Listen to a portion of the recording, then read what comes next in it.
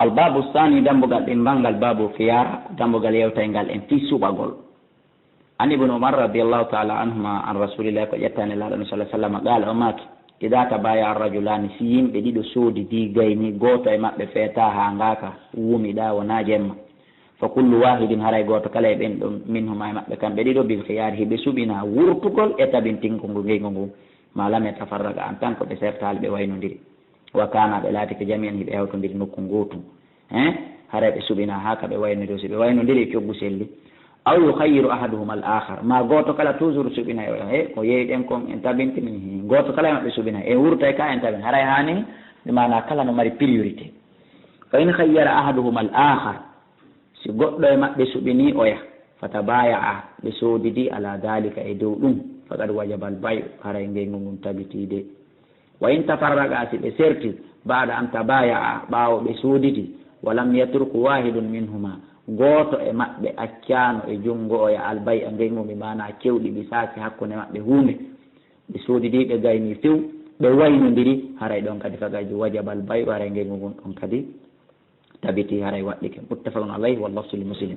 haray hannde kadi ɗon soodu ɗon si min soyi ari wii koye wurte wurtowo on ko wurtirta ko fi heɓugol baraji ɗi nelaaɗo allah fodi ɗin e o hadise mo aba hurayra ƴettaɗo e aba hurayra mo abu dawuda filli kaɓe maake ɗo man aqala musliman bay atahu aqala allahu asratahu yawma alqiyama haray ko sabu heɓugol baraji koni on ɗon hadis o wurtita sona ɗum so wi o sali o wurtata haray no mari gonga وعن عمرو بن شعيب عن أبيه عن جده أن النبي صلى الله عليه وسلم قال وماك البائع ييدو والمبتاع يسودو ما دون سودو ييدو بالخيار بسوينا كم حتى يتفرق هكا بسيرته إلا أن تكون سونا لاتو صفقة خيار بمعنى هبه ɓerol suɓindirgol bimana hara hiɓe inni bon ƴetto téléphone ko yaha ndara kon ha janggo tawi welima asi welama artira ɗon hay fiiɓe serti kono so tawi woni hiɓe waɗi façon suɓindirgol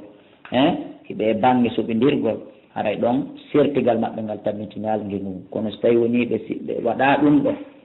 haray wala yahilu law dagantako mo haray noon kadi wala yahilu law dagantako mo an wi faariga hunde o sertata e makko toon khashyata kulol an yastaqila o fi o wurtanmo sellata kadi mi yeeyama tum waɗa molet doga suuɗoɗa yaaɗa artano fi woni en seedi fi ngel ngum tabutu imminirgol waɗa ɗum ɗon kadi aray sellata rawal khamsata illa ibn majah wa rawahu daraqutni wa ibn khuzaimah wa ibn al-jarud wa fi riwayat arifillahi hatta yatafarraga haɓe seeda min makani ma e place maɓɓe on wani ibn abbas ƴettama wani ibn umar ƴettama abdullah ibn umar radiallahu taala anhuma qala wi dakara rajulun gorko goo fillani kele rasulillahi ne laaɗa allah sallah sallam annahu no kanko yahdaw himo jam fo fi buyu e nder o ngeygu kanko emo jam fo moƴƴano fa qala ne laaɗo make a joni hino yuhda himo jam fe kan fil buyuyi e nder o ngeygu moƴƴa fa qala ne laaɗo make joni hino ko waɗata fa ida bayata sa yeeyodi e goɗɗo faqul innamo la khilaba awa jampagol ala de mi waɗi charte en yeeyodiri kono nayi en jamfodi sa jamfikelam haray mi yarlake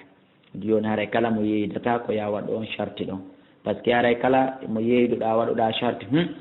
ko charte nani simi tawoyi jamfayno e nder ngeygu men ngum en wurta ɗon hay si ɓe sertiɓe yiidude o ɓaawo hitande ma duuɓi ɗiɗi si o waɗuno on charte ɗon wonde man awa de jamfodiral alaake jamfodiral no toon en wurtay haray ñande nde ɓe yiidi o ñande nde ɓe yiiti haray nden ñande koye ɓe wurtu